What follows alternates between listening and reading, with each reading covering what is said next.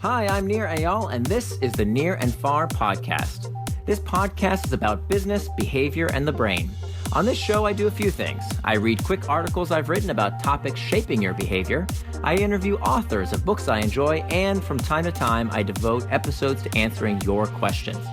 If you want to ask me a question, visit the podcast page on iTunes, go to ratings and reviews, and ask me a question by leaving a review.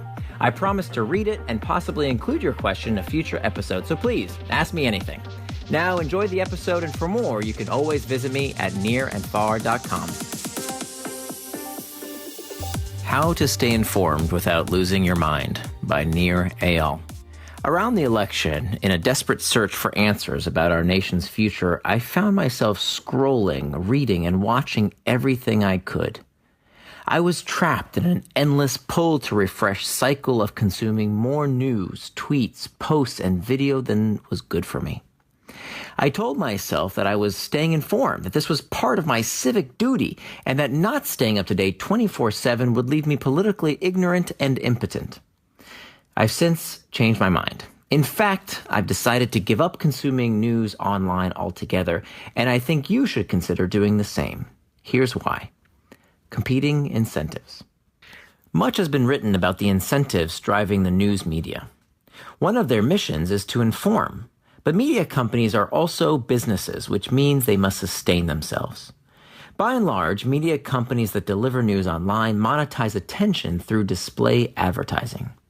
They want to keep us clicking and scrolling as much as possible. If a story drives clicks, views, or reads, they have an incentive to publish it, sometimes to sensationalize it.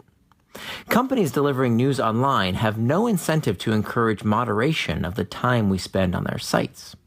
Furthermore, the purveyors of online news profit most when we feel at our worst. It wasn't until I'd wasted a few days scrolling through election news that I started to reflect on what was really driving me. I realized I wasn't reading online news for the reason I told myself, to be informed. Rather, I was spending an inordinate amount of time online because I was scared. I feared what might happen to the country regardless of who won the election. As I wrote my book, Hooked, How to Build Habit-Forming Products, fear is an internal trigger. An internal trigger is a negative emotion that prompts the habitual use of a product or service. Companies attach their products to internal triggers to prompt us to perform a behavior with little or no conscious thought. This isn't necessarily a bad thing. Many products we use habitually enhance our lives. When we feel lonely, we might reach out to a friend over Facebook or Snapchat. When we're uncertain, we reflexively Google a question on our smartphones. When we're bored, we might tune in to the big game to check the score. It's important to note that companies don't necessarily create internal triggers, rather they satiate existing pain points. When the election heightened people's fears and uncertainties, media organizations leverage this to their benefit. When we're in pain, we look for relief. But in my case, I realized that relying on the news to alleviate my fear wasn't making the matter better. In some ways, it was making things worse. I had lost control of how I was choosing to spend my waking hours. The critical question. To figure out how to free myself of the bad habit, I asked a critical question. Is this technology serving me, or am I serving it? For online news to serve me, it had to provide information I needed to know while offering a sense of completion so I could move on with my day. All I wanted was to stay up to date. But online, the media companies wanted me to keep clicking. The internet never says you've had enough, now go away. Online news is never done.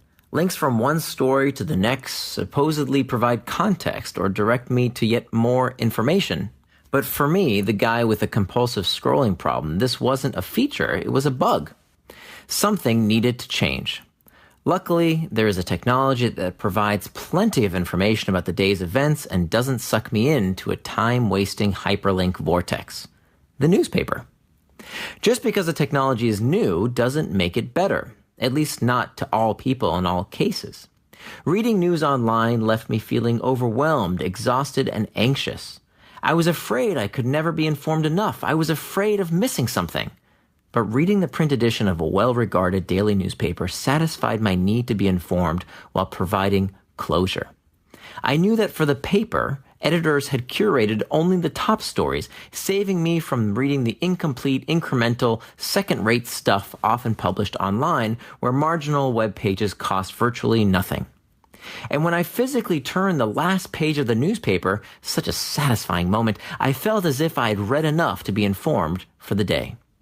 I've implemented other changes to my information consumption routine since the election, like I no longer get my news from Newsfeeds.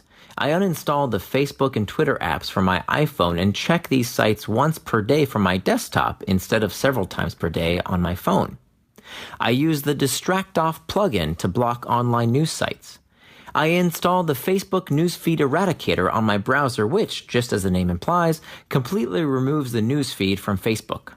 I can still check the pages of people I care about. I just no longer have to wade through the distracting wall of algorithmically curated content designed to suck me in.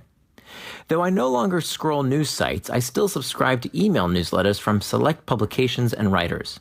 As a rule, I never read the article they link to online. Instead, I save articles to the Pocket app so I can read or listen to them later. Of course, I get the irony that many people read my content online. To be clear, I love the internet and all the ways it enhances our lives. I'm also not advocating for media asceticism. I still consume a ton of news. I just make sure I'm getting it from the trusted sources and in a way that serves me. As the Greek philosopher Sophocles reminds us, nothing vast enters the life of mortals without a curse. Today, many of us struggle with the curse of having access to vast amount of information through our connected devices. We need to re-examine why we use these technologies and how. It's up to us individually to figure out which and how much news content is good for us by asking the critical question, is this technology serving me or am I serving it? Once we know the answer, we can adjust. Sometimes the solution is to adopt new technologies, but other times, as was the case for me and online news, the solution is to go back to the old way of doing things, at least for a while. If you enjoyed this article and you want to see links to some of the products mentioned, please visit nirandfar.com. Thanks for listening. Thanks for listening to this episode of the Nir and Far podcast. You can always find more at my blog, nirandfar.com. And don't forget, if you have a question you'd like me to explore in a future episode, leave me your question in the form of a review for the podcast on iTunes.